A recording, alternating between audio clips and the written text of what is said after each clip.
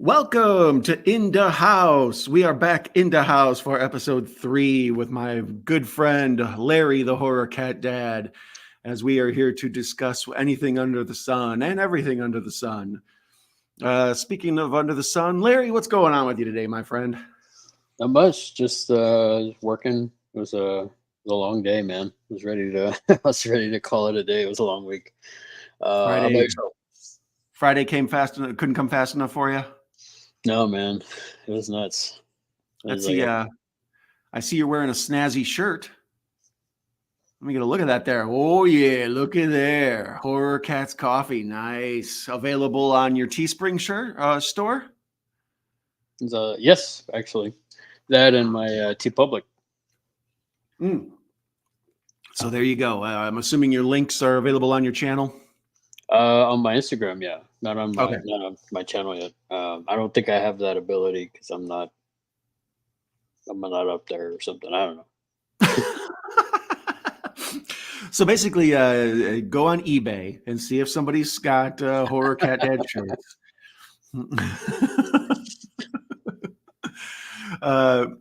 Let's see here. We got people already waiting for us because we made them wait. I just came from Gareth's stream, our friend Video Tasties.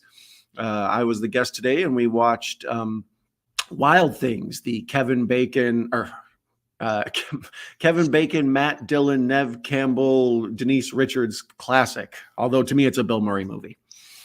Sex, Lies, and Bill Murray. Yeah, exactly. Sex, Lies, and Bill Murray.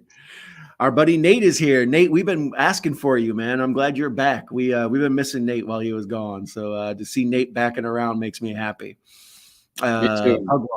Matt, hey chaps, I'll be watching live on Memorex or sending my best wishes to the dudes with attitudes.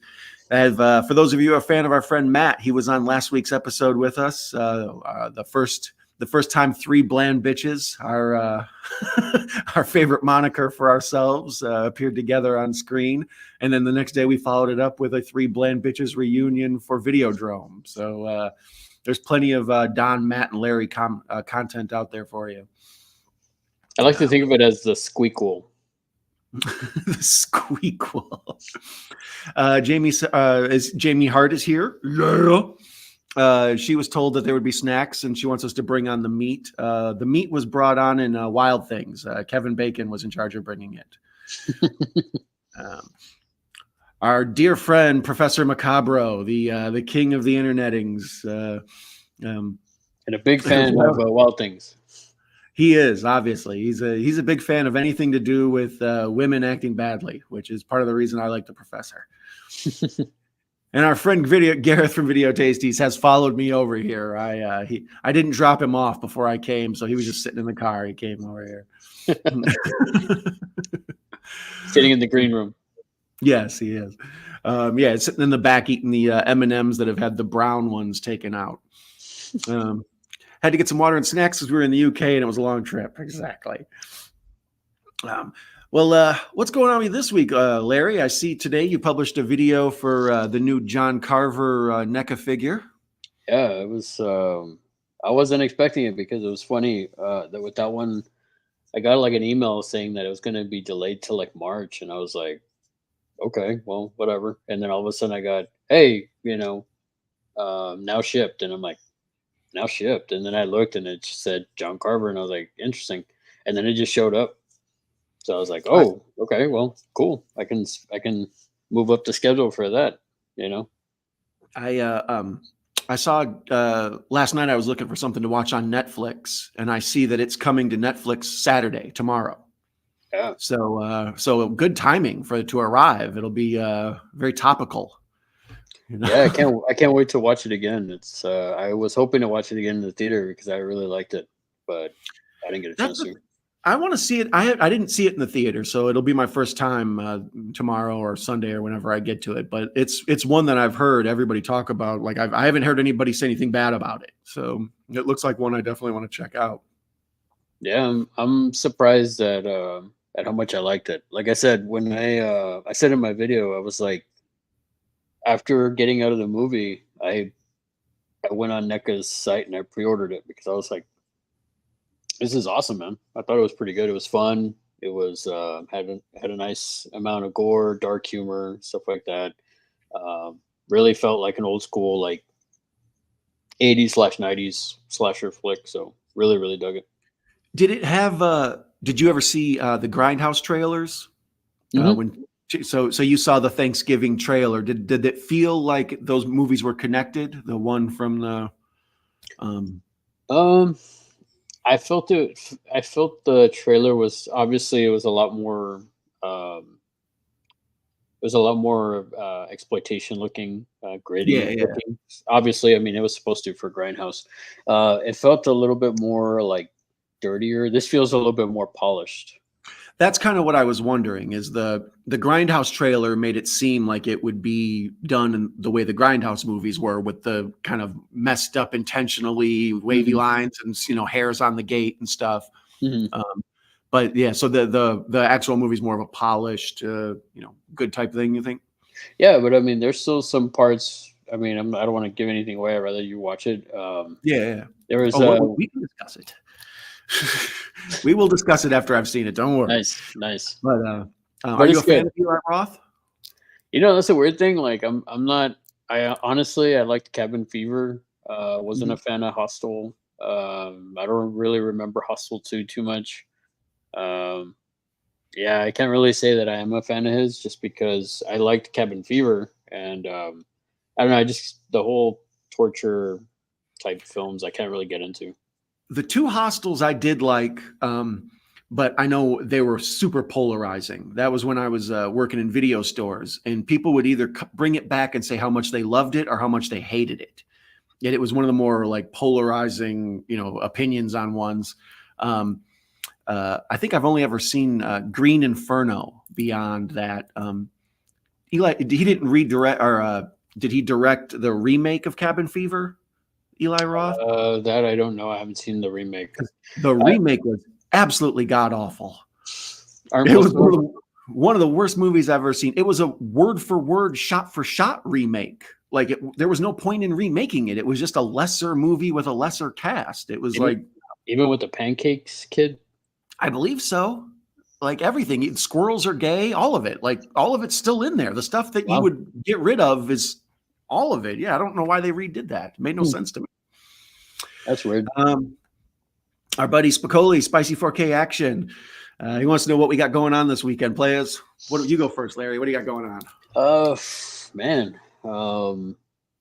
Try to watch a couple movies. I want to rewatch Thanksgiving again, hopefully, because I didn't see it with my wife, so I was telling her about it. I'm gonna try to get her to watch it. I think she'll enjoy it. There's a scene in particular that I was kind of worried about, and then even my buddy looked over at me, and no, it turned out great. Well, I heard But I this past week I was a guest on our friend have Cheetah Will interview mhm. Patrick. You can find that on his channel. And on there, the topic of Thanksgiving came up, and he had mentioned that he had heard that John Carver was a cat lover. And as you know, our friend Cheetah is Patrick is a big fan of the cats as well. So Mhm. um, I think for those of you who are animal fans, you'll probably dig it. Oh yeah. So yeah, I also will be watching. Probably be trying to catch up on Thanksgiving this weekend. I believe this weekend is the NBA All Star stuff. So the dunk contest and 3-point shootout and all that. Mm. So that'll probably be my tomorrow night thing. I usually catch that once a year. When I was a kid, we all used to watch that together. So I still watch it every now and then. But that'll be my sports for the next. Super Bowl last week, NBA All Star game this week, and then I won't watch any sports until like probably next fall. Unless somebody buys me tickets to a baseball game, that'll be the end of my sports for the year, pretty much. Our friend Yeah. Russell is here. Rusty, nice to see Hey, you, buddy. Russell. White Diamond cider and a pack of silk cuts from the UK, please. And Nate knows what's up. And a Cornetto bar for Don. Nice. Let's see. Let's see here. Spicoli agrees that the silk cuts. Love the Thanksgiving film for a first watch. So Russell agrees with you. Like I say, that movie, it looked like one that people wouldn't like. Like it just looked like kind of a money grab Thanksgiving themed horror movie, and I've heard nothing but good things. So Yeah, I remember. wasn't complete. It was weird because I had heard, I kept hearing about it, but it was last minute too. I finally looked. I saw a trailer for it, and then from there, I basically I was out of town, and then I was in my buddy Joe. I messaged him, and I was like, "Hey, man, you want to check out this movie?" And then we went to go see it, and then sure enough, I was like, "Wow, man, this is really good." I was really, really surprised by it. I mean, it wasn't my number one horror movie of 2023, but it was definitely like number two for sure. What was your number one? When Evil Lurks. Oh, okay. There you go. I thought you were going to say Village of the Demeter or Voyage of the Demeter or whatever. I haven't seen it yet. You haven't seen it? I know you're a Nosferatu guy. I figured that would have been your jam. I had been trying to watch it. I never got a chance to see it, and then because usually for me, because of work, the time that it came out, I was like really busy because it's quote unquote like conference season. So we have to do a lot of conferences. So that time, like it was like we had a conference, and then the following week I had another conference, and I think it fell in between then, and I never got a chance to. I just never got a chance to go see it, and then it didn't do well in the theater, so it left theater super quick, at least in my area.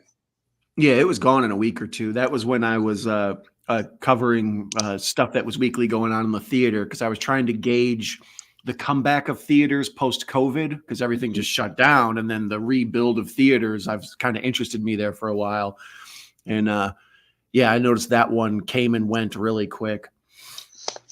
Yeah, and that's the reason why I couldn't see Oppenheimer. I wanted to go see Oppenheimer, but I never had the actual like time or chance to do it.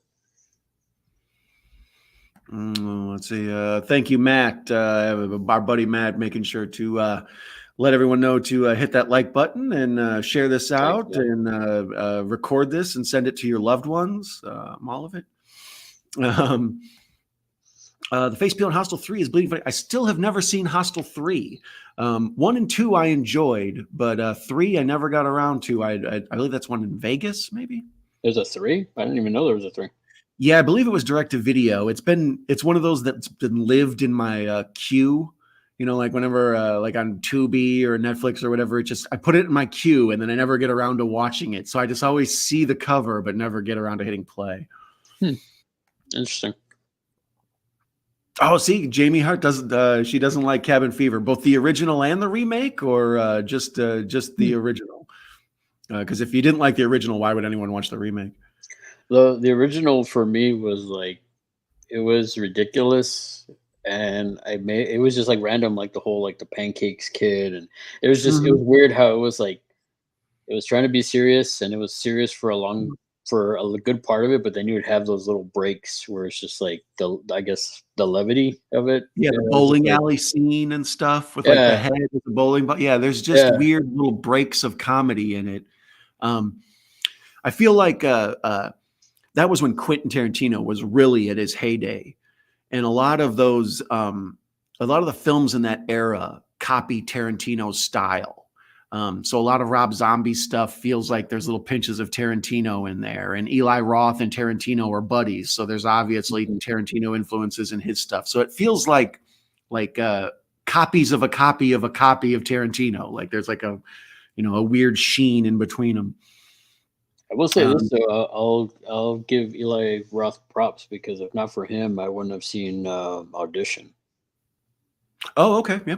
Or I wouldn't have known to seek it out because I think at the time they were doing this thing on I think it was it was either E or Bravo where they did like 100 horror movie moments or whatever. And then I was going to say maybe AMC or TMC or one of them. I saw it too. The Eli Roth History of Horror or whatever the hell it was called, the 100 Greatest Horror Movies or whatever. Yeah, I saw that. 100 movie moments or something like that. And I was like, and then I think one of the higher films was that, and I was like, oh wow. And then I was like, well, it looks interesting. And at the time, I feel like at that time there was a lot of really good horror films coming out, from the foreign horror films. And then I feel like the Japanese or Asian films were starting to like really really pick up. Like I think that was when along the lines of like The Ring and or Ringu, yeah, Ringu and all those. The Ju-on, which became The Grudge in America.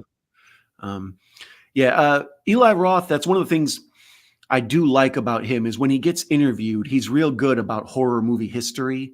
Like some of the deeper cut giallos I learned about through him, like Bay of Blood and stuff. I don't think I ever saw that till I heard him talk about how great it was. And you know, sometimes that helps where you hear somebody you respect as a filmmaker say, "Oh, you know, Torso influenced me," and it's like, "Well, what is Torso? I got to go look that up and find it now." You know. Professor says he likes the Elizabeth Bathory scene in Hostel 2. Yeah, I remember that as well. I was just talking about, oh goodness, what's that girl's name? Heather, the woman from Welcome to the Dollhouse. She's in Hostel 2, and she's in that Elizabeth Bathory scene.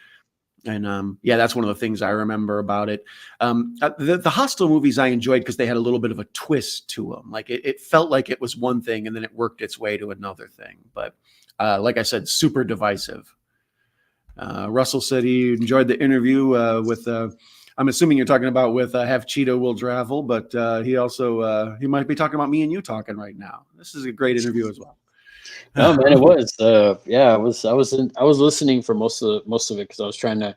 So I was like listening to it, trying to like, and I was in between like editing a video. So that's why I was listening, and then I was like, that's why every so often I would chime in and say something of what was going on, and then like I would go back to editing. So it's like I was trying to listen and trying to keep up with it and stuff. But it sounded great, man.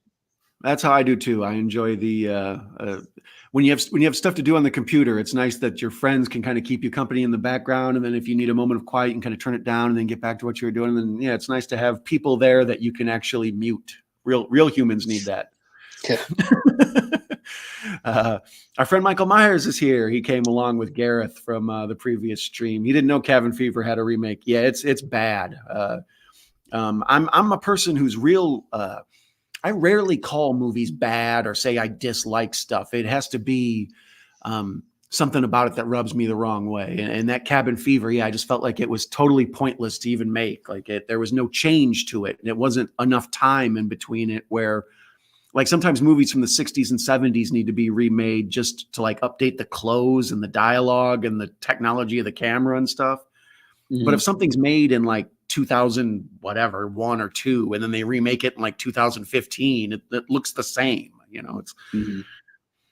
Well, yeah, that's why like when you said, I was like, I didn't know there was a remake of Cabin Fever. I'm like, the only reason I watched it is because I enjoyed the first one. And then when I thought, oh, well, maybe they'll add some new things, or maybe he always had regrets about, oh, this scene didn't turn out like I want. And now that I have money, I can do it better. And it's like, no, just looks like the same old crap. Cabin Fever 2 is better than the Cabin Fever remake.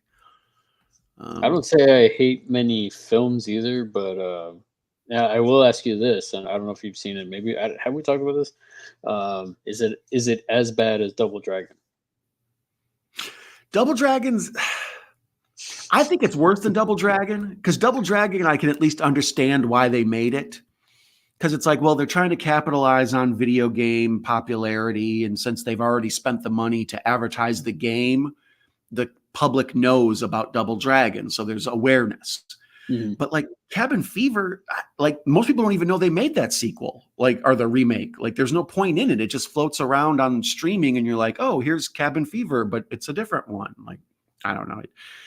No, normally when I see a movie that I don't like and makes me mad, I don't get upset with the filmmakers. I get upset with the distributor because I feel like it's on them. They're the people who brought it to me, you know, like anything can be made, but the fact that it gets to me is a distributor's fault or a service's fault. So yeah, I'd be more mad at like Tubi or the producers than I would be at the filmmakers. For me, I straight up like I blame Rian Johnson for Last Jedi. Well, that one, yeah, that one. But also he was enabled by Kathleen Kennedy, so somebody should have stepped in and been like, no. Michael Myers can't remember the cigarette brands they keep behind the shutters in the UK. You're not allowed to see them. Wow. Yeah, that's kind of like that here. They keep them back behind the back wall, but we still have stickers all over the windows of our gas stations. Oh, that's right. Sorry. We're also streaming on Twitch. When I upgraded my StreamYard service, we're now simulcasting on Twitch each week. So those of you who have a Twitch, be sure to look for Night Owl Movie Talk there, and we're playing there. So you'll have to forgive Handy Pupil. He was clearly trying to help us get viewers. Nice of him. Never seen When Evil Lurks, but we'll look on Look Movie. All right, good deal. Yeah, I need to see When Evil Lurks. You and I talked about it, I believe, last stream or the stream before, and I Googled it. And it's a foreign language film, right? Yeah, I think it was actually our first episode. The first episode? Okay, yeah, because I remember looking at, and I watched the trailer while we were discussing it. Yeah, it's really good. Michael Myers likes old Italian cannibal movies. We haven't watched Green Inferno. Yeah, Green Inferno is it felt more like a tribute, like a cannibal Holocaust type thing, but it also felt kind of like political. Like he kind of wanted to take the piss out of the far left hippy dippy, save the rainforest folks. The movie itself kind of points out, like, they send these entitled white people from America to South America, and then they get captured by cannibals, and everything goes bad. So Green I felt Inferno like there was. Is that the one with Patrick Stewart, or am I thinking of a different one? Oh, that's the Green Room. That's the Green Room, yeah. Green Inferno, the most memorable part is some poor woman has bad diarrhea. It's like Dumb and Dumber level. I was going to say, it's like the Dumb and Dumber scene. Yeah, it's pretty much that same deal. I figured I didn't like the OG at all, so didn't bother with the remake. Yeah, good call, Jamie. Good call. Yeah, no point in punishing yourself twice. The original is so random. I could see how people wouldn't like it. Like I said, I mean, you're right. It is random, but for me, it was just kind of like out there, in the sense that, like, but at the same time, I say the same thing about 28 Days Later, in the sense of, like, it's really, really, like, down here emotionally, and then there's parts of levity, and it's like, oh, everything's gonna be okay, and then it just knocks you right back down. I felt like this movie, it doesn't really do that, but it breaks it up with the comedy, the little comedic parts, or the ridiculous parts, and I'm just like, okay, this is kind of fun. I can, I feel like it's not taking itself too seriously. At least that's what I took from it. Oh, it's at least 40% comedy, with some of the antics and the characters and stuff. I think the thing that I liked about it is it touched on the same thing that Contagion figured out later on, which later on COVID helped us figure out, is that real life, like, pandemic stuff is scary. If you portray it in a way, it's total apocalyptic, end of the world. There's a lot there to tap into for a good movie. Let's see here. Face Peel by Ernie from My Three Sons, Barry Williams. Oh, that was in the Hostel 3. Wasn't there a bowling alley head in Fright Night 2? I don't remember. It's been a minute since I've seen Fright Night 2. I've seen Fright Night 1 so many times that Fright Night 2 has a tendency to forget about it. I never thought I'd hear the words Tarantino and copy in the same sentence. Yeah, exactly. You shouldn't bother with any remake. Understandable. I also watched Audition because of Bravo's 100 Scariest Horror Movies. Yeah. I remember that. It was Bravo. Okay, yeah. So that's what it was on. Because I remember Eli Roth has been, he has a ghost show on one of them channels. I don't know, TLC or whatever, My True Ghost Story. I think it's on Max. It streams on. And then he had the other thing on, I think he had something on Shudder too. Okay. And then, like I said, it was either AMC or Turner Movie Classics. He had some sort of horror interview show. And then I think he was on Robert Rodriguez's El Rey channel, had some sort of horror tribute history thing or something that Eli Roth was a big part of. So he's more of a pundit or a critic than he is almost a filmmaker at this point. Still need to watch Audition. Yeah, it's good stuff. It's a good one. I mean, he said it. He described it pretty well in that Bravo one, where it's just like, it's literally the last like 10, 15 minutes of the film. You know, I mean, even myself when I watched it, I was like, this guy really loves this girl. I don't see anything going wrong. Like I don't see anything bad here. You know, when is this gonna like go downhill? And it goes Yeah, downhill real quick. And that's when yeah. I was like, holy cow, man, this is good. But then I mean, well, I don't want to spoil it for anybody the ending, but you know, I won't say anything. I believe it's where did you watch it, on Tubi, or did you track it down somewhere? Or No, actually, I've had the DVD since back then.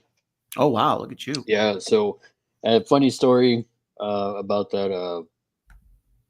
I got it as a Christmas gift from somebody. So so every time, like when I saw it for the first time, it was Christmas time. So every time, that one and Dawn of the Dead are films that they're not Christmas films, but they get me in the Christmas spirit sort of when I watch them, because it's like I got those as Christmas gifts.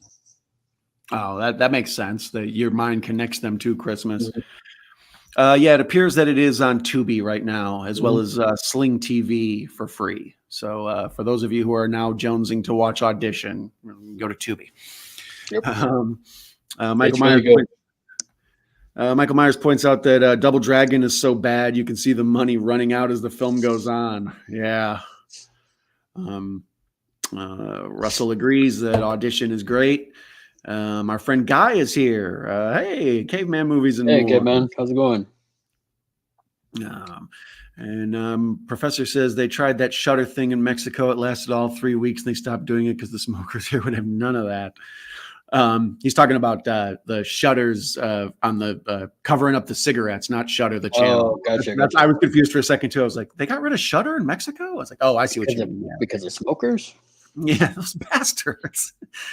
Oh, our friend Lady J. Ghoul. Hello, my favorite Italian. Oh, let's see. Into IFC Midnight House. Yeah, exactly. Welcome, Patrick. We were just discussing, just talking about you.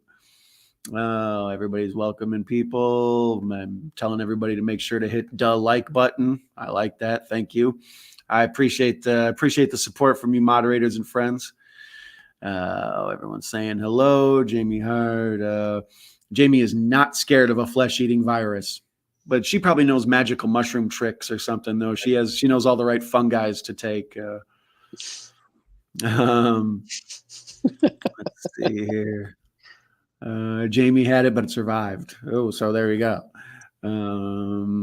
See, she can outlast Chuck Norris then.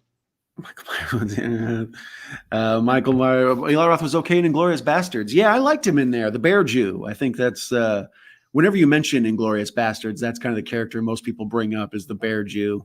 That in Margaretti.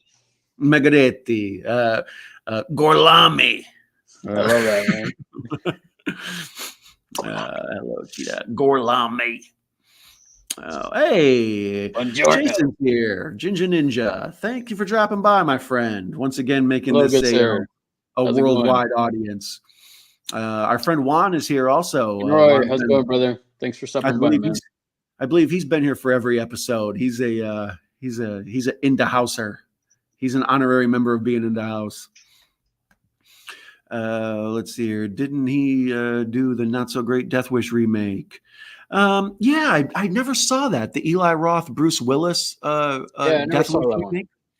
I'd heard it was I believe the real Death Wish remake is Death Sentence with Kevin Bacon, right? Isn't that Sounds really good. yeah, that's the Sounds really adaptation of the book that Death Wish was made from, I believe. So it's actually the real Death Wish, even more than the Charles Bronson one, I think. Folks are welcoming our friend Jason and welcoming our other friends. Hey, the villainous vixen, Jen is here. Hey, Nice Jen. to have you, Jen. I appreciate it. Glad to see you back around. I had saw that your channel had disappeared and then you popped back up. So I'm glad that you got whatever the problem was worked out and you're back around again. Jamie Hart, she loves her some mushrooms. So, Princess Toadstool. Our friend Patrick is asking for a Switch sighting. Is a Switch around? She's napping right now.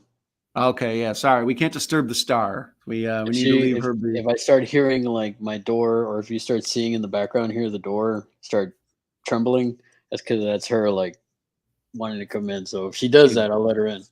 She's ready for screen time. All right. Well, we'll keep an ear out for the door scratching. Anybody else going on? Folks saying welcome in everybody. Michael Myers. Have to watch Death Sentence to keep hearing good things.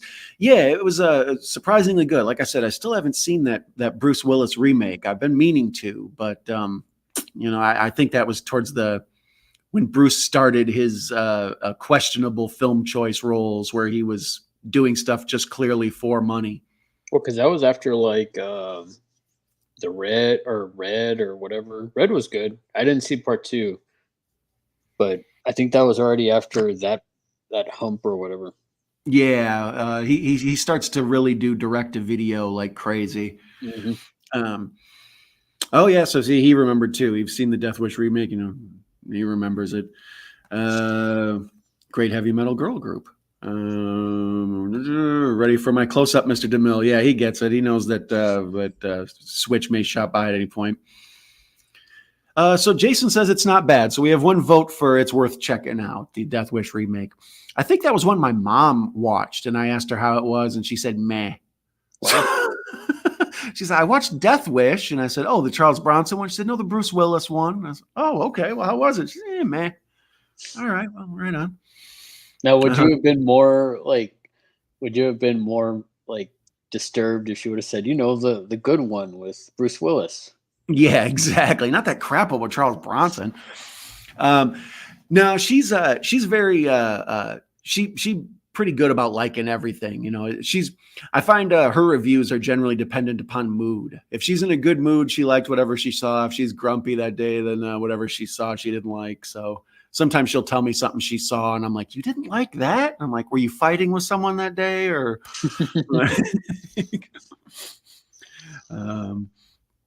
let's see here. Russell says he has the DVD. He's going to have to play it later. I will say this at that point, the most interested I've seen Bruce Willis act in a while. Yeah, that Death Wish remake did look like one of his last high budget films, because he went to so many of those, direct to video, cheapo ones. Nobody could ever replace Bronson. Yeah. Yep. I think Bronson and Death Wish are so synonymous. That's why the Kevin Bacon one is Death Sentence. They wanted to make sure people didn't confuse them, Meh is an accurate statement. Great cast, directing solid. It's just not Charles Bronson. Yeah, exactly. Once you go Chuck, you never go Buck. I don't know. You never go Bruno. You never go Bruno. Seagram's Golden Wide Cooler. Have you watched any movies this week? Trying to think. What was the last thing I just saw recently? I haven't, but I've seen several trailers. I saw the trailer for the latest trailer for Dune. Excited about that. I saw the trailer for Planet of the Apes. That one was it's okay. I'm really looking forward to Dune. I can't wait for that one. I'm ready for that for sure. Yeah, I think. Trying to think what else. That first one was so good that I've been waiting for when it was on the fence whether or not they were going to make a second one. I was like, they better. And then after I saw that first one, I knew they would. Well, I feel like it did well enough. It did well enough for it being released simultaneously in theaters and on Max. I mean, when I went to it, I saw it in IMAX. I mean, my wife, after we saw the first trailer, she looked at me. She's like, "We're watching that in IMAX, right?" I'm like, "Yeah, of course we are." So I saw it. That was during the pandemic, and I saw it. It was one of those that went theater and HBO Max on the same day or whatever. So I was, in the theater for like a week or two, and then was on Max. And I saw it right away on streaming, and I enjoyed it a lot. I thought it was great. I'm thinking of another trailer that I saw, but I can't remember. It's just like been a long week. What about you?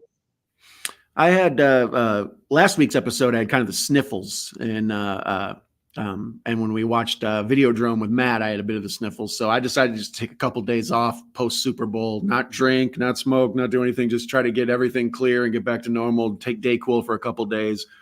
So while I was holed up in bed, I watched X, Oh, the Ty West one. I still hadn't seen it. I still haven't seen Pearl either. So I finally watched X. I enjoyed it. I liked it. I thought it was an interesting movie. It was definitely worth talking about. But I would like to see Pearl now. I'll need to track that down. But I I, enjoyed I it.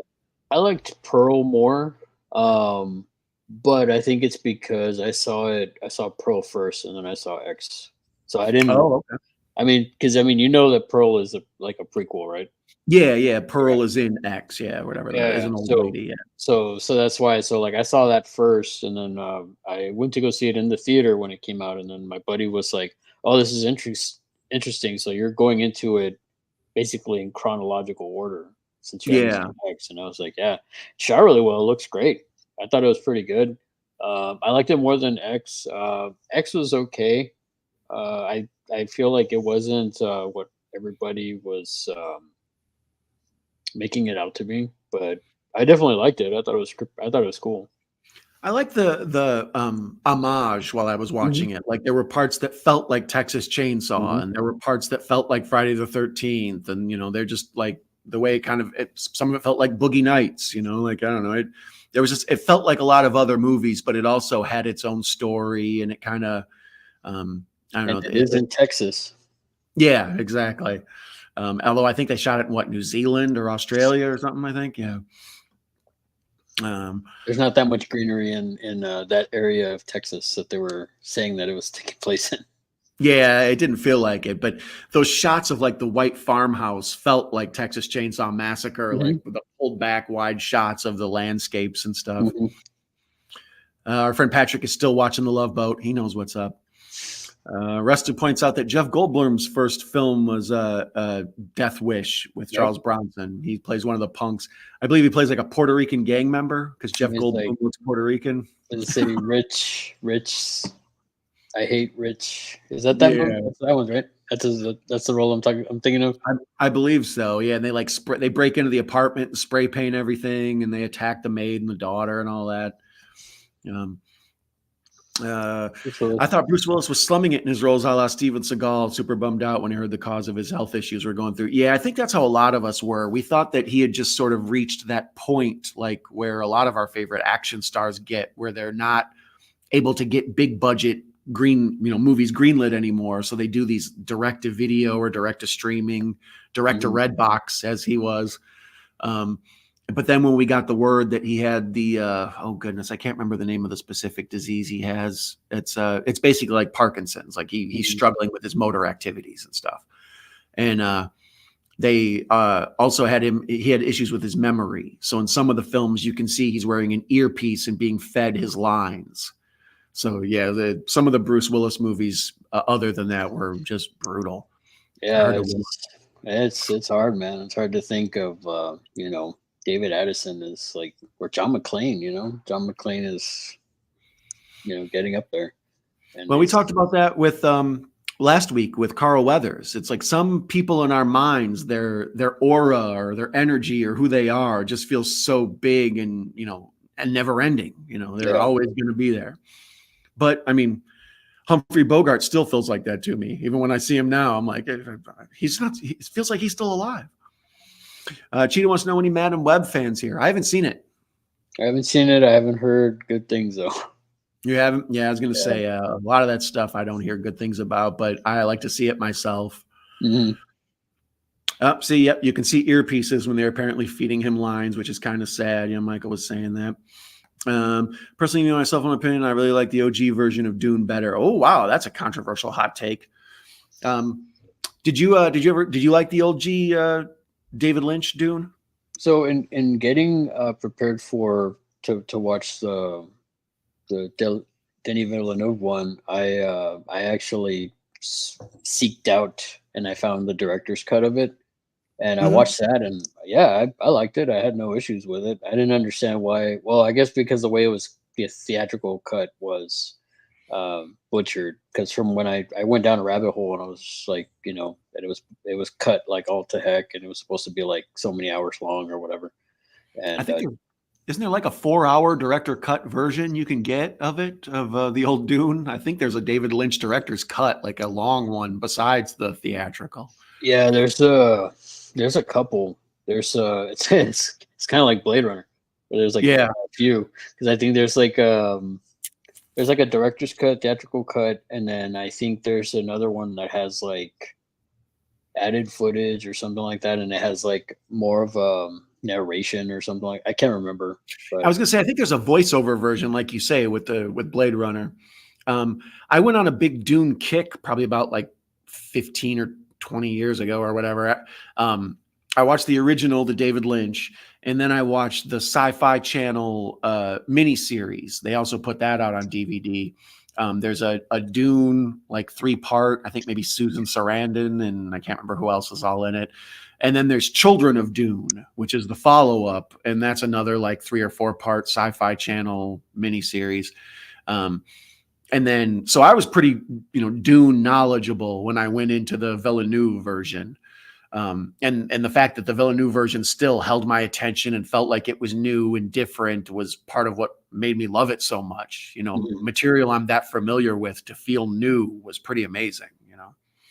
yeah, well, like I said, I got prepared by watching that cut of Dune, and I was like, oh, this is pretty good. I mean, I could see some of the dodgy effects and stuff like that, but at the same time, like, I didn't have any issue with it. And then I think if I would have seen it as a kid, it would have been similar to Blade Runner, where I thought Blade Runner was boring when I first saw it when I was Yeah, younger. for sure. But it's because I was a Star Wars kid, you know. Yeah.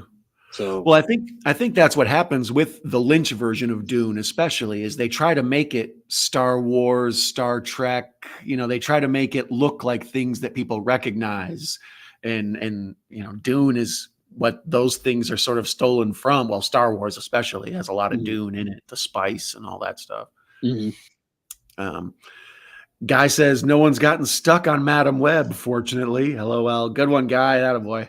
What was he getting? The Reb Brown episode of Love Boat. I'm a big. You a big Reb Brown fan, Larry? He was Captain America. in that unreleased one. Yeah, and he was also in Uncommon Valor. I like him in that. I wish Lynch would be more proud of that movie. He was so angry they took his name off the credits. Yeah, the Lynch version is so interesting because of like Sting and Patrick Stewart and McLaughlin and all the, the cast alone. Yeah, it's great. Yeah. That's why it's hard to believe, like, seeing those guys back then, in their, like, in those young years, and then for it not to do well. I mean, Sean Young's in it. Who else? I'm trying to think who else is in it. But yeah, all those people, and for it to not do well, it's just kind of like, man, I mean, was it that bad, or was it that people didn't understand it, or was it that, I don't know. I don't understand. Like, to me, I don't understand. You know what I mean? Yeah, I think Star Wars just overshadowed everything. It sucked up all the oxygen for sci-fi movies. Like, you couldn't make a space sci-fi adventure that wasn't like Star Wars. Yeah, that felt like Star Wars. They all did, I mean, that makes sense, because if you look at the first Star Trek, the motion picture, I mean, it did horrible in the theaters, and then Wrath of Khan, arguably the best one. Yeah, and that one's more, more. Sorry, not to offend anybody that's a Trek fan, but it's more like Star Wars, And but yeah, I mean, that I don't know. It's just my opinion. I think, and I think with Blade Runner, it's the same thing. It's a slow burn. It's more of a, detective noir, type film, and I don't know. I mean, now I see it for its brilliance, and I think it's a great film. I mean, I still want more of it, and I can't wait for the TV series to come out. Hopefully, they don't ruin it, but let's see. Yeah, we'll keep our fingers crossed. Jason still hasn't seen Pearl either.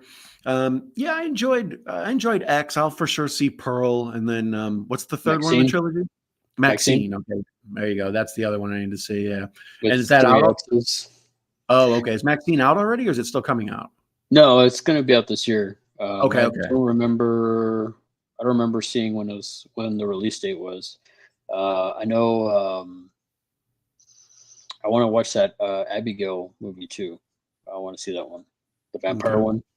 That one looks Yeah. like it's going to be well. I mean, minus some of the, but I'm hoping it's just the way that the trailer was cut, you know.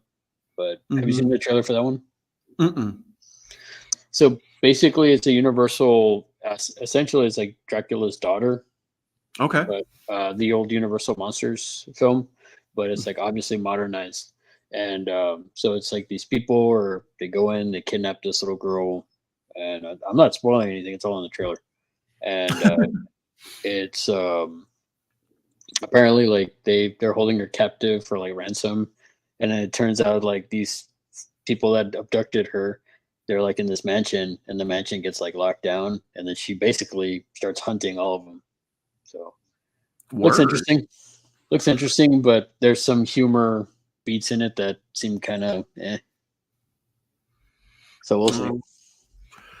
Um, Patrick says he hasn't seen the Reb Brown episode yet, but he did see Ricky Nelson and Frankie Avalon in the most recent episode. So Jamie says she preferred X to Pearl, but Pearl is still top-notch stuff. Yeah, that was one of those that people were talking about X, and then later Pearl, and I never got around to it. So I tried to like make note that it was good, but then delete anything they would say so nothing would be spoiled or that I wouldn't get, Yeah, But for sure. luckily, Ty West is a real slow burn director. Like if you've seen House of the Devil and stuff, you can't really spoil House of the Devil. You just kind of have to watch it and feel it. Who cried when William Macy killed Nina Hartley in Boogie Nights? I didn't, but I'm cruel bastard. I don't know. If you ask me, she deserved it, but that's just me. Yeah, Again, when I saw that movie, I was in my, I was in not in the right headspace when I saw that. So yeah, that's part of the thing with the stuff like that. Honestly, I felt more bad for William H. Macy in that. Just the way she treated him, and he'd just be like, Yeah, smile on his face, and yeah, that movie's just that's rough to watch sometimes. Nothing sexy about his cuckolding. Death Wish had a few early appearances. Part 2 had Lawrence Fishburne. Part 3 had Alex Winter. Yeah, those cheap gang members. If you're a struggling actor and you need to make your rent or get your SAG insurance, and you got to get a role to keep your insurance for another year. A lot of Death Wish roles in there. But yeah, when he was Larry Fishburne. Yeah, like in Boys in the Hood, he was still Larry Fishburne. He was Larry Fishburne in that. I didn't remember that when he was Furious Styles. He had the silver balls. Mm-hmm. Not a single word about it. So Madam Web streaming. So Jason says he also is not into it yet. Yeah, I haven't been into anything like Marvel or anything like that recently. I think the last thing I saw anything superhero related was The Flash. That was the last thing I saw. Yeah, that's how I was too. The Infinity War saga really, like when they got to Endgame and stuff, that kind of felt like the end of it all for me. Like my interest or my anticipation just went way down after that because I didn't feel like anything was going to top that. No. And I wasn't interested in starting a new 35 movie series. You know what I mean? Like, here we go again. Well, I mean, I remember telling a buddy of mine, I was like, where do you go from Thanos and the Infinity Saga from there? I remember telling him, don't get me wrong. I mean, Endgame was incredible. I still think Infinity War is the best one, just because it's like that's their Empire Strikes Back. You know what I mean? Yeah. It's still, when I see that ending, it's just like, man, it still hits me. But I felt like, where do you go from there? I felt like it's kind of like, who would be the next really big villain? And then I was thinking, well, Galactus. Obviously it's got to be Galactus. If they want to stay in that sort of like, especially after they preview or hinted at Adam Warlock, I would think, well, Galactus, man, or a proper Silver Surfer Galactus sort of thing. But I don't know, Well, man. they already the Rise of the Silver Surfer movie had Galactus in it, right? Wasn't there like some sort of giant cloud or something that was supposed to be? I barely remember Fantastic Four 2. It was a blur. Yeah. I was so hyped when I saw that Silver Surfer. I mean, it was Silver Surfer, and I was like, "Oh man, maybe they'll show Galactus." And then it was just a big cloud and lightning, Yeah. and I was just like, "Oh, like okay, I get it. All right, move on." Now, what I did find interesting, I was rewatching Loki season 1 going into season 2 because I haven't seen season 2, and I was telling my wife, I was like, "Man, it's weird how Kang was supposed to be the big, big next baddie of the MCU or whatever, but you haven't heard anything from any of these movies about the TVA, about really any of that stuff." And then lo and behold, we get the trailer for Deadpool and Wolverine, and then they mention the TVA in there. So I'm like, Mhm. okay, that's kind of cool. It'll be interesting how they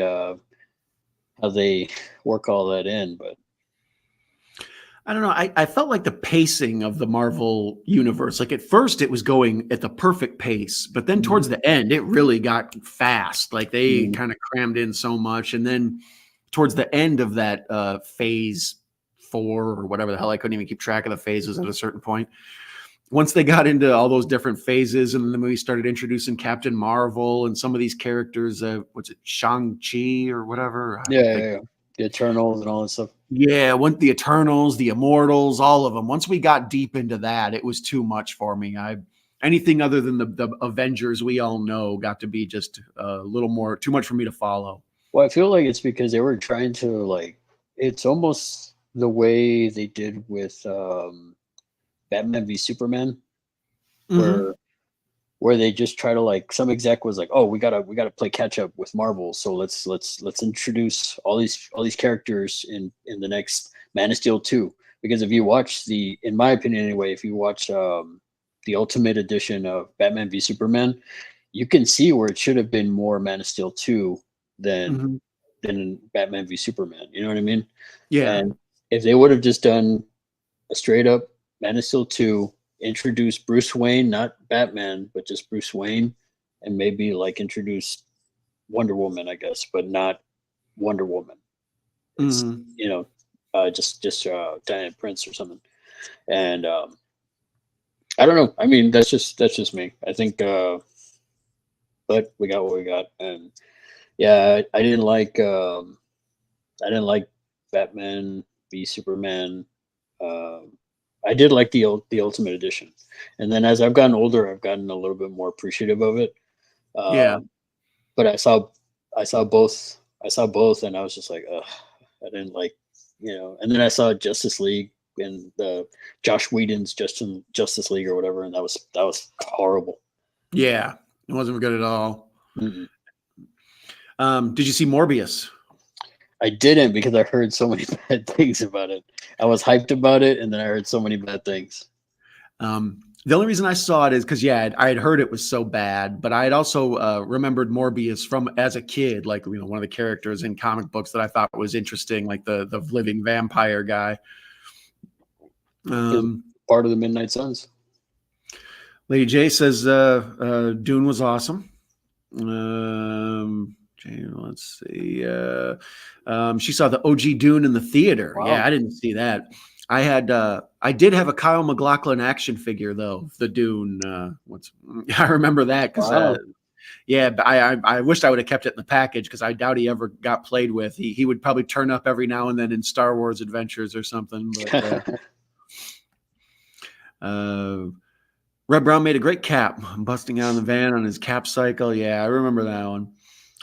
Uncommon Valor with a young Patrick Swayze. Yeah, I remember seeing that when I was a kid. That was a cable classic, Uncommon Valor. Now could The horror now now could, masterpiece. now could Red Red Brown. Brown do it all day long like Chris Evans? Yeah. Um, the OG Dean got bad reviews because of some of its shoddy special effects and the studio cut Lynch's budget. They got angry, moved his name from the credits. Alan Smithy moment. Mm. Yeah. The goodness, what's his name? why am I drawing a blank on it? The Jodorowsky's Dune. There's a documentary where they explain like when he was trying to make it in the 70s and how his ideas and then how some of those ideas ended up in the new Dune or the Lynch Dune. But then you can also see some of the ideas from Jodorowsky in the newer Dune, the Villeneuve Dune. I've seen parts of that. I've been trying to like locate that to actually watch it because I've only seen stuff like parts of it online, like on YouTube and in discussions and stuff, where like people's like takes on it. Like I said, I went down like a rabbit hole when I was getting ready to watch Dune because I never read the books as a kid. Like I said, when I was a kid, I feel like I vaguely remember seeing it, and then I never got into it. But I was trying to like get I guess familiar with what's gonna happen and stuff like that, and that's why I rewatched the Lynch one, and I started kind of like watching videos and stuff about it. I never got to see like the sci-fi shows or miniseries either, But I hear I hear those are good. Yeah, they're worth watching. They're especially if you're a fan of the Dune. It's like Batman. If you like Batman, you like all the Batmans just because it's kind of curious. But otherwise, you might just have your favorite. Even Batman and Robin. Even Batman and Robin. Because I feel like Batman and Robin was trying to be like Adam West Batman. Like it was trying to be silly, but they just did a terrible job of it. They swing and a miss. I can still stand Batman Forever. It had a little bit of campiness, just enough. But I think Batman and Robin was just like went way too far into the silliness. Yeah, I enjoy Batman Forever for what it is. I think Val Kilmer's an interesting one-off Batman. Jim Carrey's a good Riddler. Oh yeah, Tommy Lee Jones I thought he was great as Two-Face as well. I liked how I think he played it to where like the way he just like snaps between the personalities. Yeah, I thought he did a good job of that too. I like that. That Tommy Lee Jones got to be Two-Face because those original movies, Billy D. Williams was the Harvey Dent character. And we were always kind of waiting to see Billy D. Williams get turned. And instead he just sort of lives in this, like we all know who he is, but the audience doesn't, I mean, like if you're a fan of the Batman lore, it's like same with Barbara Gordon's fate or something. Like we know her whole story, even though we never see it play out on screen. Well, yeah, that's why I think in the early stages of Returns, I think he was supposed to be still, right? He was still supposed to come back as Billy D. Williams, but then they ended up changing the story. And the same with Robin. What's his name? Marlon Wayans. Oh yeah, oof! I'm so glad they never did that. Yeah, the Kingdom of the Planet of the Apes trailer I thought looked really good. A lot of CGI, but that's one of the movies where the CGI doesn't really bother me that much. CGI apes seem to look fine to me. I don't know why. I can't figure it out. But I mean, it looks better than Avatar: Way of the Water. Yeah, I don't know. To me, anyway, it looks better than the Tim Burton one. Yeah. The Tim Burton one's weird. I like it as a guilty pleasure, but it's one I would never recommend anyone else. Like I'm a fan of the whole Planet of the Apes lore. So the original, 5 movies or 6 movies, whatever it is, the original series. And then when I was a kid, they used to show that TV show and the old cartoon TV show, like in syndication. So sometimes I would see that floating around. So I'm just sort of a general ape head, I guess. Pretty easy to guess. But Godzilla and Kong trailer, I saw that as well.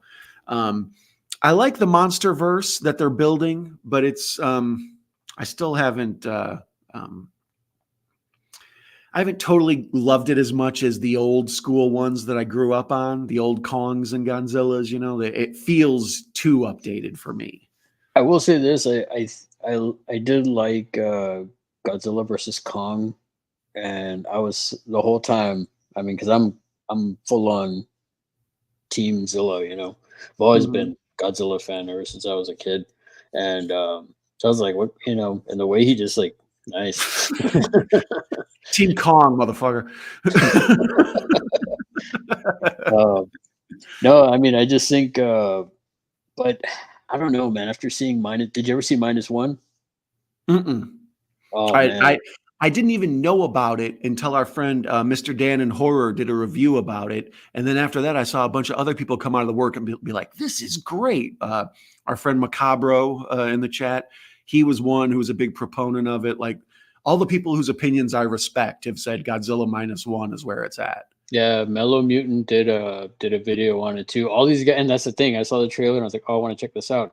And then all these guys that I watch, I didn't watch their videos on it because I wanted to go into it like. Usually, I don't mind like watching, if somebody saw a review because it's like, okay, I want to see how was Matrix or whatever that last Matrix movie was. I'm like, oh, I'm glad I waited till it was on Mhm. HBO.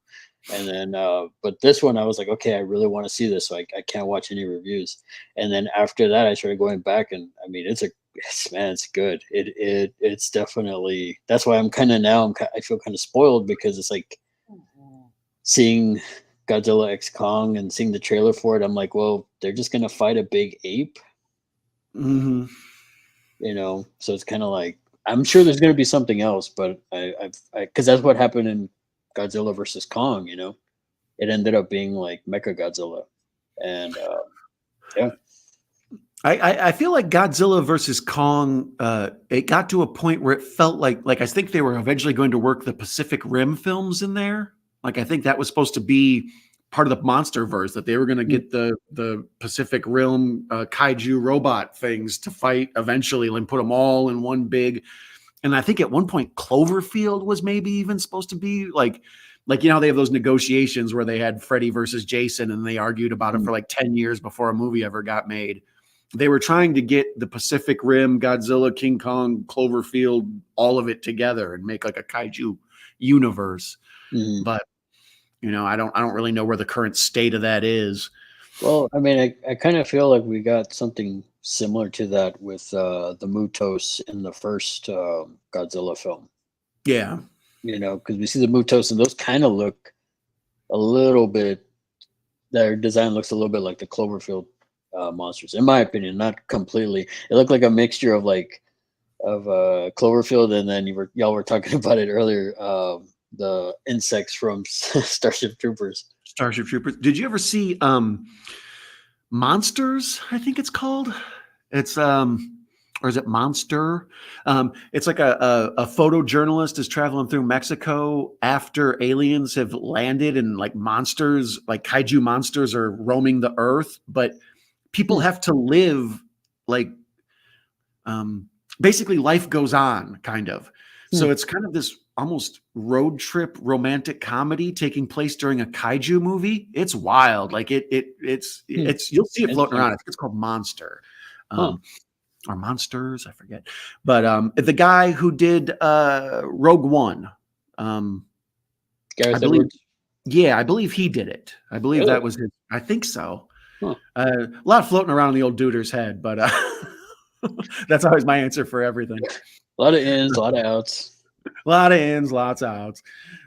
Jamie Hart says, "You got Lynch questions? Just ask her. It's her thing." Yeah, I trust you and your Lynch opinions. Yeah, Um, man. We'll have to have her on at some point. oh, She's for sure. free. We'll have her on for a Lynch retrospective. I need her to explain Mulholland Drive to me, and then I'll explain Lost Highway to her. I don't think she needs anything explained to her.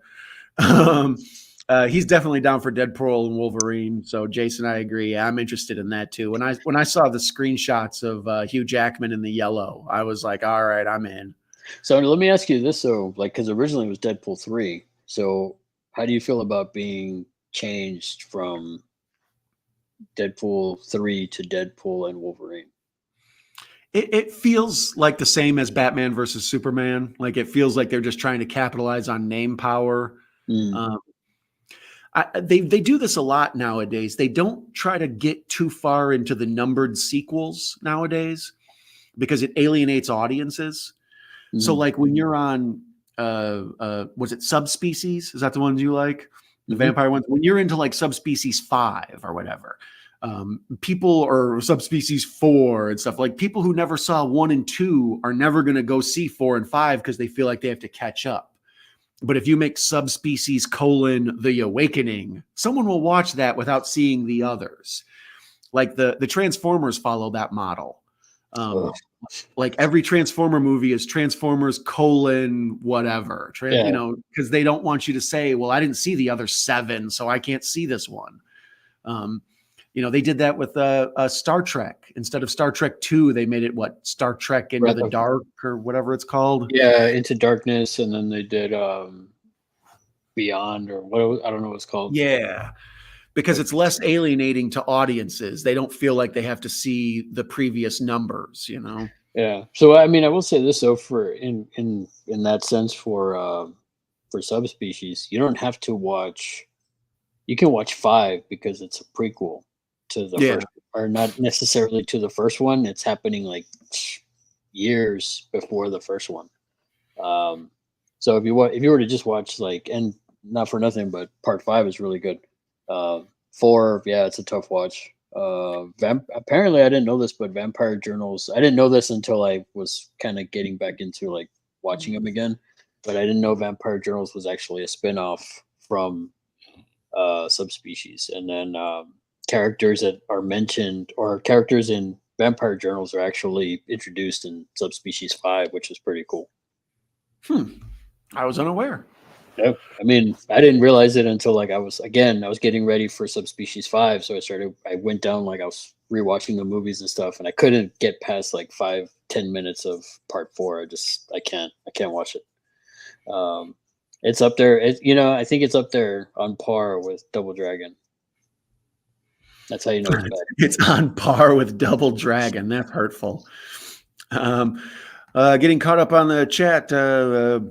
Michael Myers says he thinks Larry Fishburne became Lawrence Fishburne around Deep Cover in '92. So that sounds about right, I would guess. Because he starts to be a big star after Boys in the Hood. So it seems like maybe that would when you change your name. He graduated, or he matured after Boys in the Hood.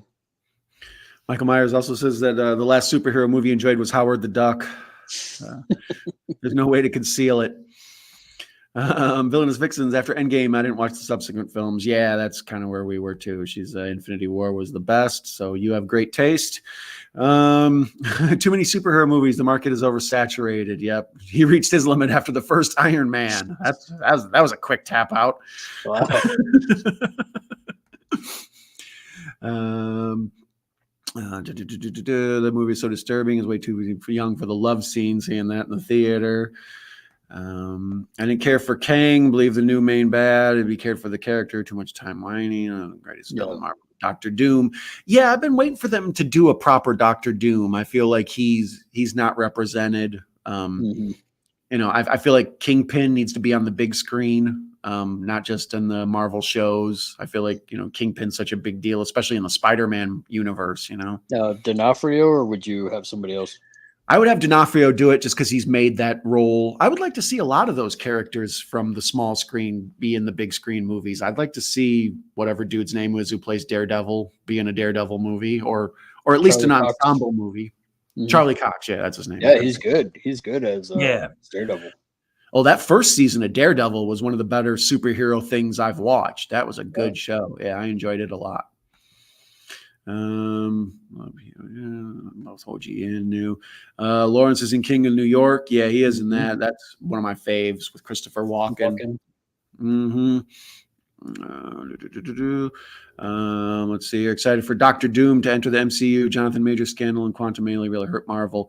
Yeah, they're redoing. I haven't seen the news, but I had heard about it. They are making a new Fantastic Four. I think Pedro Pascal is going to be Mr. Fantastic. Reed Richards. Yeah, Reed Richards. Yeah, I'm trying to think. I don't think I know any of the other actors. At least they don't sound familiar to me. Yeah, Patrick ran through him the other day on his channel and was kind of breaking down his opinions on him. And I didn't really. I recognized Pedro Pascal right away, but the rest of the names didn't jump out at me as much. Let me see here. Russell says, yeah, The Watchmen is great. Yeah, I really enjoyed The Watchmen. The movie itself, the original Zack Snyder one. It was okay. Zack Snyder has a tendency to use comic books as storyboards. So if you've read the comic or the graphic novel, you almost feel like what you've seen on screen, you've seen it before. Like Right. Batman versus Superman, like a lot of that imagery is taken from that original Dark Knight Yeah, for Frank Miller's. yeah, exactly. Especially like the scenes with like Superman and like Batman in the sky with the lightning behind him and stuff. It's like that shot is directly from a picture I've seen a million times, you know. So same with like Batman in the giant like Superman Yeah, Buster the suit. bulky. Yeah. Yeah, you know, that's all from stuff I saw when I was 14 years old. Well, let's see here. I absolutely love to be able to see the Schumacher cut of Batman Forever apparently come out. Somehow Kevin Smith shows it after.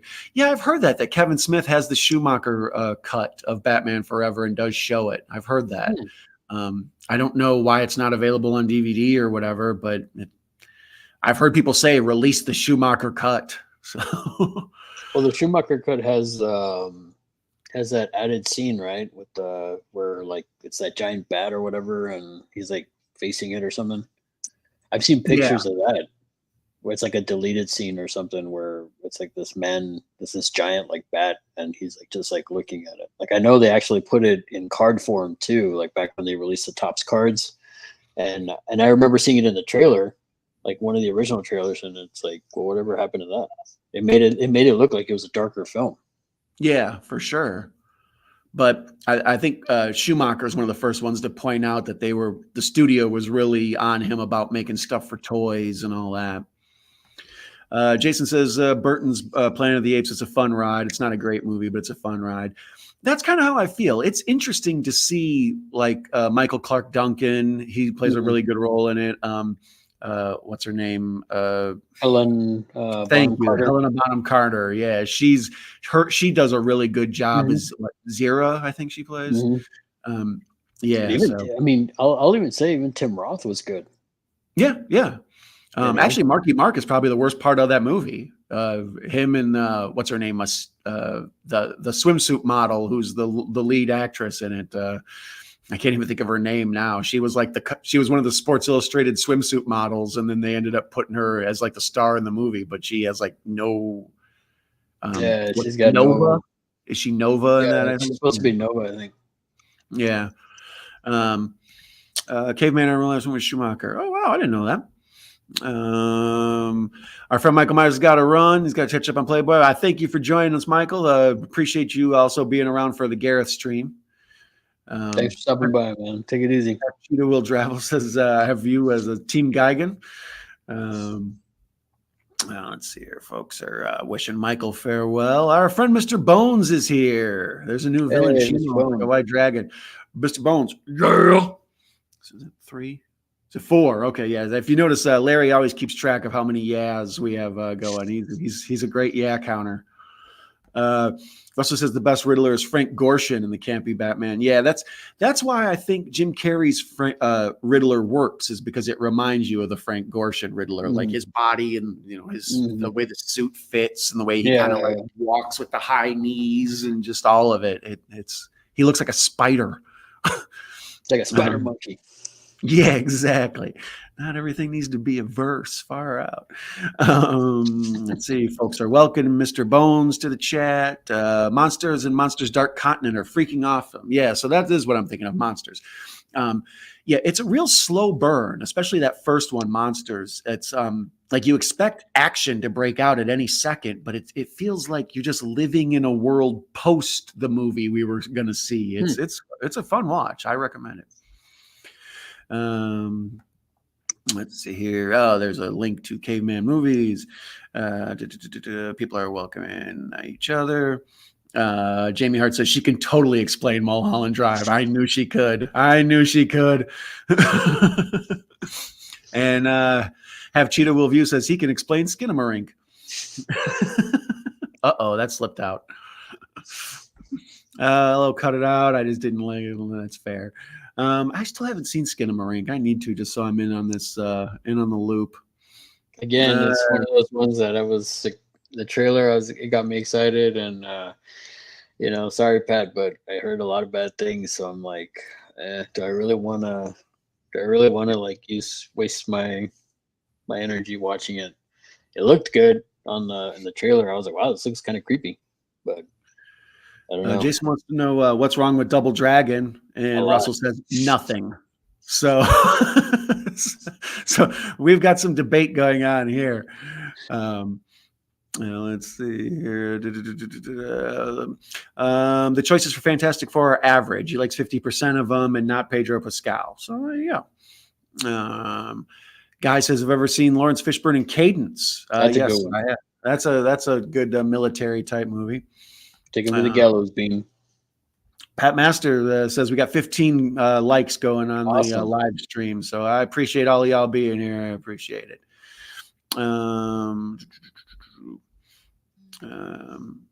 Ginger Ninja says Men at Work is an awesome film.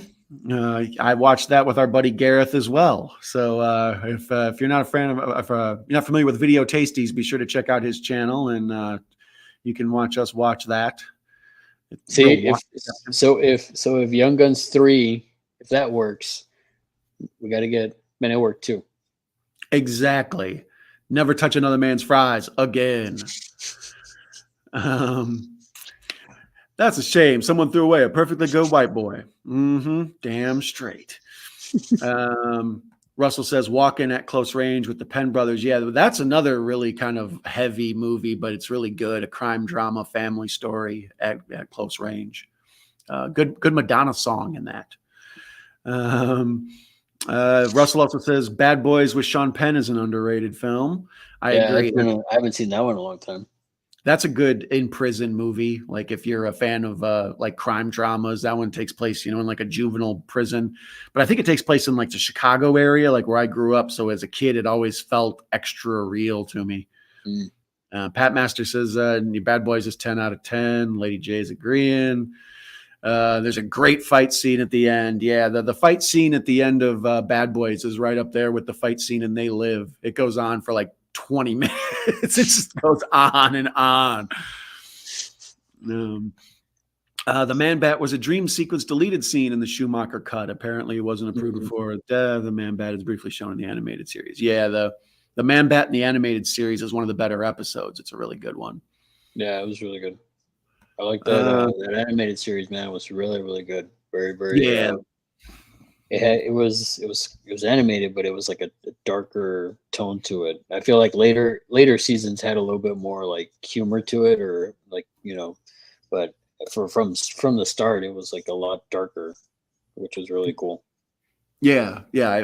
It captured the tone that the Burton, especially the first one, Batman '89, has, where it feels like futuristic, but it also feels throwback. It feels like something Fritz Lang directed or something.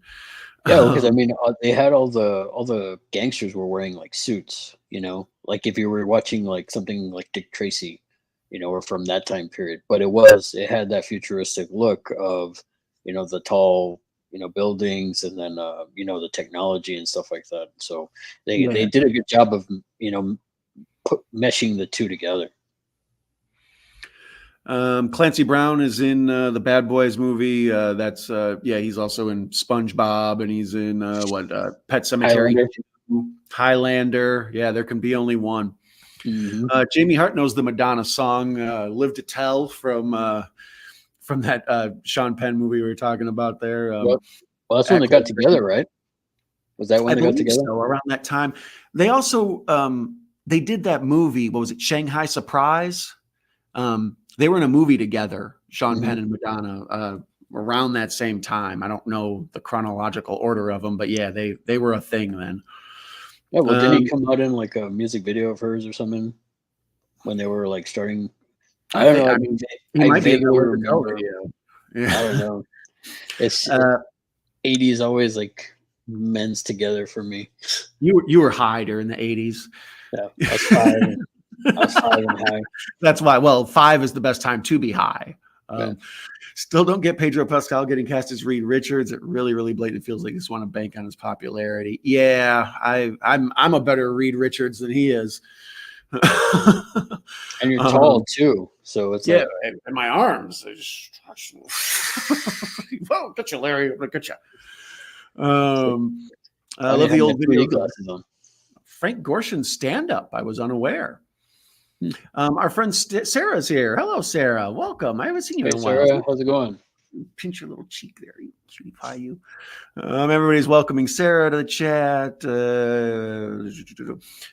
Recently watched Cell Block 99, enjoying it until the crappy poor special effects ending. I never saw Cell Block 99. That one's good. You liked it? Yeah, Vince Vaughn is awesome in that. All right. Well, that's 2 thumbs up for it, so now I'll have to see it. And I actually caught that. I actually caught that in the theater. I was surprised, like how much I liked it. I was like, "Wow, that's pretty good." And I showed it to my buddy Joe, and he was like, "Wow, man, it's Vince Vaughn's a beast." I'm like, "Yeah, I couldn't." He delivers the goods in that one. But yeah, I can see the CGI gore at the end. I'm not giving anything away, but there's like some CGI gore a little bit. It's been advertised to me like a Cell Block 99. Like they've been pushing it on me on different things. So I'm sure I'll have to check it out. Professor is starting the hashtag Cast Don as Mr. Fantastic. So be on the lookout for me to be replacing Pedro Pascal at any time. He's going to be in too many universes. I do agree that that's a lot. I remember Hugo Weaving went through that. He's in the Matrix universe and he's in the Lord of the Rings universe. Oh. I don't know. He shows up all over the place. Like, well, he was also the first Red Skull. Oh yeah, there you go. First Avenger movie. So see, if his career ever fizzles out, he can just work conventions for the rest of his life. He's set, signing autographs and posters. You know, for like hundreds of dollars. Yeah. Also, we were talking about stuff I had been watching while I was trying to recover from my sniffles. I watched a pair of documentaries. I watched Lover, Stalker, Killer, which is on Netflix right now. It's really good. It's only an hour and a half. I love a good hour and a half procedural documentary, like about crime dramas where it takes a bunch of twists and turns. What do you call it? The hatchet wielding hitchhiker is on Netflix right now. That's the same boat. The Lover, Stalker, Killer is exactly what it sounds like. Some guy goes on internet dating and he meets a woman and meets another woman and ends up in this love triangle involving murder and all this craziness and who done it. But it's real, which is always, well, documentaries are real, you know. Yeah. They're through the filter of the director. There's no such thing as an unobjective documentary, no matter what people think. And then I watched one, I think it's called like Camp Hell or something like that. It's about when they send teenagers to those like boot camps to get them to behave, you know, like you got like a drug addict kid or whatever, and you send them off to like hard knock school. Apparently there's all these ones in Utah where they make folks walk through the Utah desert and they have to walk literally like 500 miles through the desert. And the whole thing is based around, like, I guess Paris Hilton went to one and she was assaulted when she was younger because she was a drug addict teen and they sent her off to one of those boot camps. And so all of that's very fascinating. And, you know, in 3 hours, you can crank out 2 movies. It's like perfect. It almost sounds like Burning Man, actually. It kind of is, because you see these kids walking through the desert and they're just all dirty and they're like talking about how, you know, you have to save your soup. You can't let anybody else have your soup, you know. Don't drop the soup. Yeah, exactly. That's the prison I know. That's nuts, man. But yeah, I always recommend a good crime drama documentary in an hour and a half. I love them. If you can get them done fast, teach me something, and I can. If at any point I fall asleep, I don't feel guilty. Oh, there's speaking of documentaries, I saw that one. I think it was on Netflix. Was it on Netflix or Hulu? The Y2K one. Have you heard of that one? Mm-mm. I remember that they were making one where they explained the phenomenon and what they thought was going to happen and all that. Yeah, it was interesting to watch, and just like there was a whole ton of stuff that I was like, man, I remember that. But then there's stuff I don't remember this, and I don't remember this person. Like, you know, that I don't remember the main, you know, people from the government side and people on the, you know, on the other side that were trying to like push Y2K is going to happen, all this stuff. So it was very interesting, like, as all the events that had happened and what it led up to and stuff. And then it was interesting to see how when everything turned to 2000, what they showed was like the world was basically so in unison and so in harmony. It's crazy, you know. Hmm. It really made me think, like, man, like the world was really in a good place and at that moment. It really brought everybody together, and then only to see where we're at now, you know. Yeah. Well, 9/11 came after that, obviously, and then that really changed isolationism of the countries. Yeah, there's less of a global kind of thing. Mhm. Professor also points out Hugo Weaving was in V for Vendetta, is also so another one of those. Hugo Weaving was in hella sci-fi fantasy stuff. Um, Guy says that man bats, man colds are absolutely the worst. Uh-huh. Mhm. Last documentary I saw was Invested and was Don't Fuck with Cats. The twists and turn are wild. That one was crazy. The Don't Fuck with Cats. Yeah. Yeah, I haven't seen it. It's Netflix is forever, or it's on Netflix, right? Mhm. I think. Yeah, they're always recommending it to me. That I can tell if something that they think that other people who like the stuff I like have liked because they push it on me. The algorithm knows to make sure I see it. They're like, I don't have cats. Why is it Yeah, pushing? exactly. Why is it They're like, pushing this on me? we're fully aware of Larry, sir. We monitor all your actions.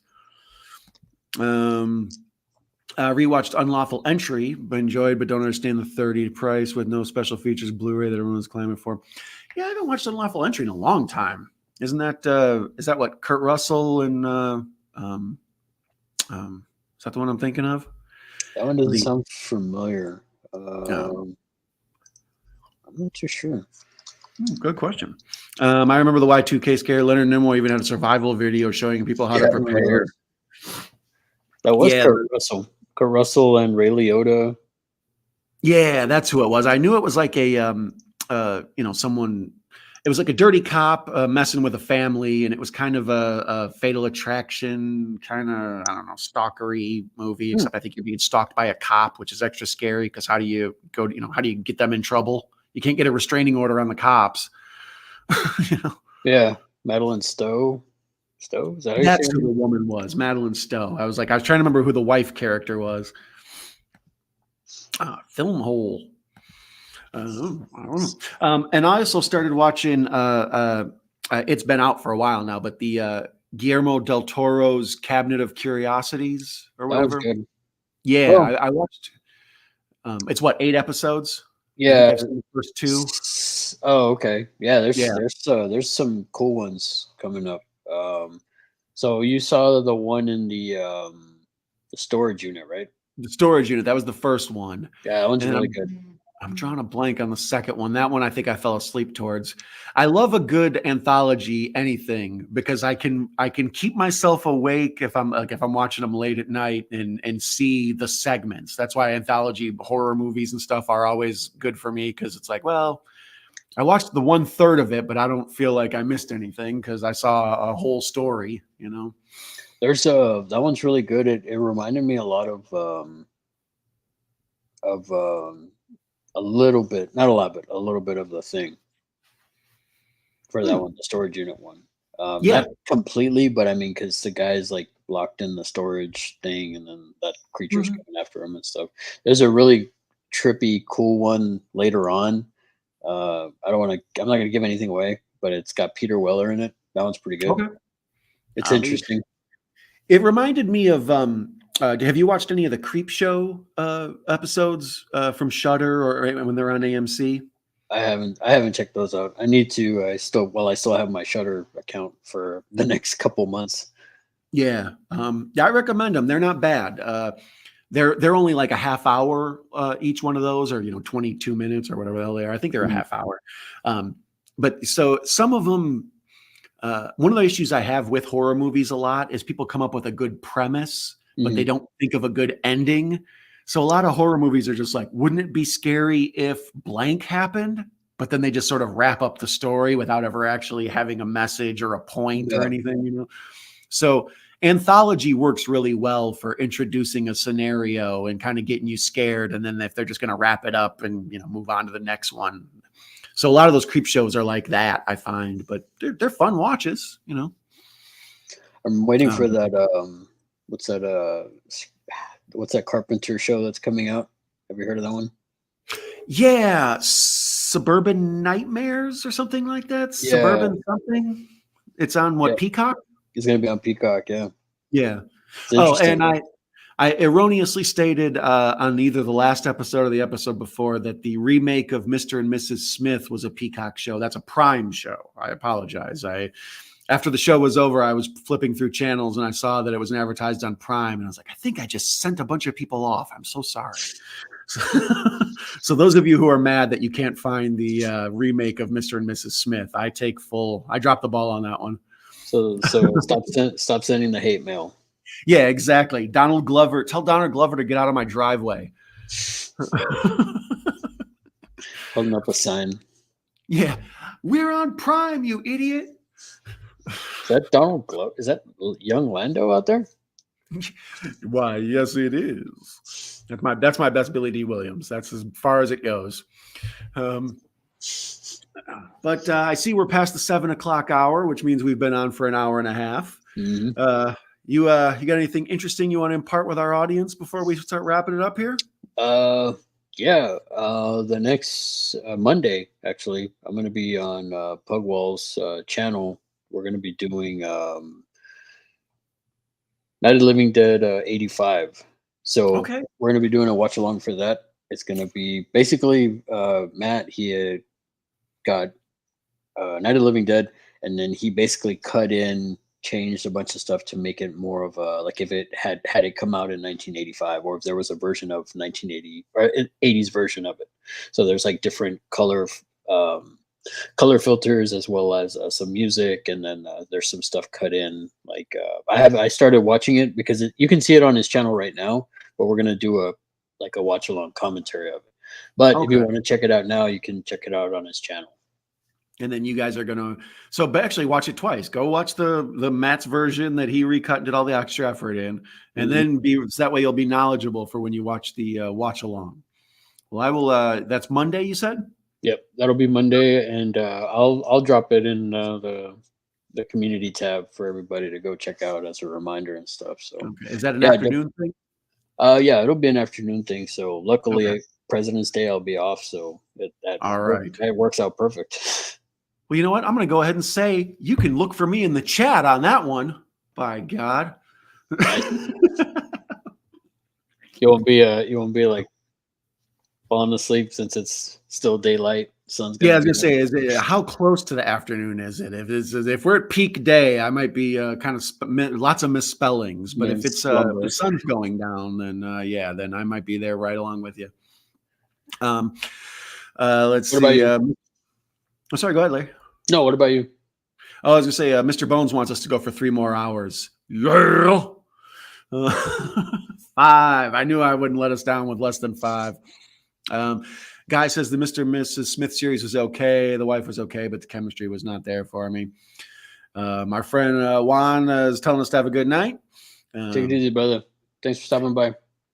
Guy wants to know if anybody's excited for the X-Men 1997 animated series. I don't understand what's going on there. They're just redoing the old show from 97. It has the same look and everything, except no.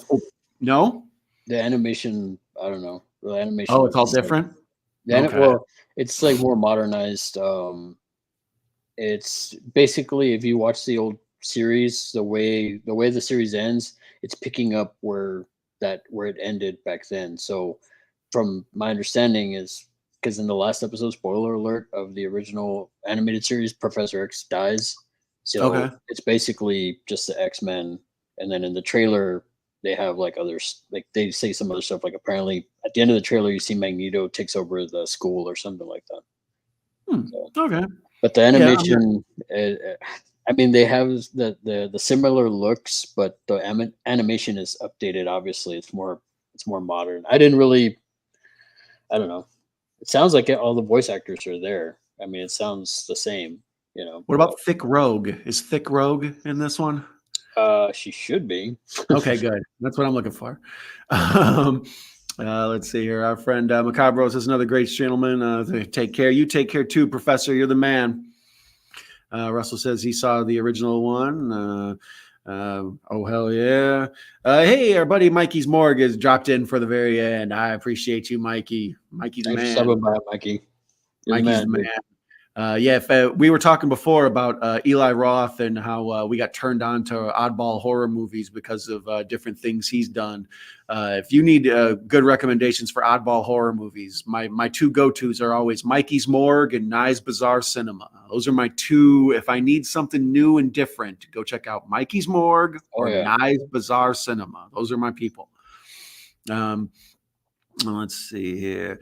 If that X-Men cartoon doesn't have thick Rogue, he's out. I knew that was a deal breaker for Professor. Yeah, if Rogue doesn't have cakes, the Professor ain't there. He don't want none. His Anaconda don't want none if she ain't got buns, hon. But yeah, mainly also be sure to check out Larry's channel. As you mentioned, he dropped the new John Carver NECA figure today. On my channel. I've actually watched 5 minutes of it before I had to be interrupted to start setting up for lights for my interview with Gareth. So I'll be watching it as soon as I finish up. If you check out Thanksgiving on Netflix this weekend, it seems like a perfect companion piece to me. A little horror cat dad, a little John Carver on Netflix. Also, you dropped a mail call unboxing episode this week, right? With our Loot Crate. Or Fright Crate or something? Loot Crate? Fright Bag crate. Or... Yeah, I get all those things confused. There's so many of them. See, you know what? And that's the other thing, too, just to kind of like give a little bit of so after that, I went down a rabbit hole. So other people got the same exact thing I did. They got it in a bag, and they were still like, well, what they felt gypped. Like, so I at least saw 2 videos out there that I was like, wow, they got the same exact stuff that I got. And yeah, I mean, I don't know, man, just the way that figure turned out, I was just like, it's super loose and everything. And I don't know, man. I don't know. I just I was like, okay, I wasn't the only one that thought they got gypped, which is interesting. But that's good, though, that people make those videos, because a lot of times folks who will do videos for them, they're actually kind of a secret advertisement, like somebody gave it to them for free and they're sort of, promoting whatever Loot Crate or Fright Bag or whatever. So to see somebody actually give you a sincere, here's what I signed up for, here's what I was expecting, but here's what I actually got. I think that's, truth in advertising. And then if you're a person who has connections to other Loot Crate or whatever, hook Larry up and get him some good stuff. Well, I mean, because the scarf, I mean, like, hey, man, I mean, would you want the scarf? You're more in cold weather than I am. I don't really wear mufflers. Isn't that what they're called in England? Or the muffler, I think that's what it's called. No, I have one classy scarf I got several years ago that's cashmere, and I wear it with my wool coat, and when it's cold, I look very professional. But so anytime I wear one that isn't the cashmere one, people are like, what's up with the strange scarf? And I'm like, oh, my niece bought me this one with SpongeBob on it. So, But let's see here. Ginger says he haven't used Loot Crate in over 8 years. So, but he did get some good stuff through it, though. So, yeah, but there's so many. Loot Crate was such a success that there are so many knockoff competitors and other, Fright Crate and Horror Box and whatever else. So. But I think this is a good place for us to wrap it up, Larry, my friend. Next week, we'll be back on your channel on the alternating channel stream. So be sure to subscribe to my friend Larry here and check him out. And if you're watching because of him, be sure to subscribe to me. I'm a wonderful human being, and I'm currently in the petitioning to try to be Mr. Fantastic. So I'd like for you to help me to do that. And also, aren't you up for Entertainer of the Month again? I'm up for YouTube Entertainer of the Month. Yes, I am. So if you'd like to check out Al Lucard, our friend of the channel, who recently passed 1,000, if you'd like to stop by and see him and watch his video recommending his nominees, I'm sure I'll think of something. I need to try harder. My effort on trying to win these contests is lackluster at best. You just gotta keep shoving it each one till the end, man. We're gonna be promoting it in the show. We're just gonna push it out, push it out. Our boy Mr. Bones says it best when he says, "Yeah." So there it is. We're gonna wrap her up on number 6. Mikey's Morgue says, "Later, everyone," and I couldn't agree more. So thank you for joining us this week once again. We're gonna come under just under an hour and 40 minutes, and appreciate everyone and all their comments and joining us. And I appreciate you all so much, and wishing you green grass and high tides forever. So thank you for joining us.